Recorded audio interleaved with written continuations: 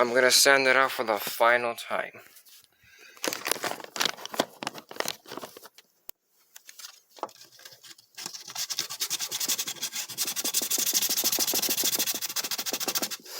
Gotta be careful right here because I'm starting to sand the floor as well. So I should have put a piece of cardboard or a piece of paper to prevent this from happening, because I'm gonna go in the floor too.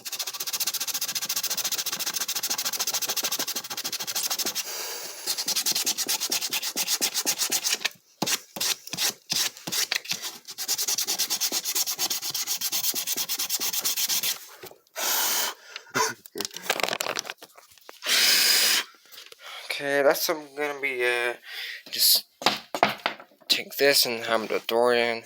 I'll do this one off camera.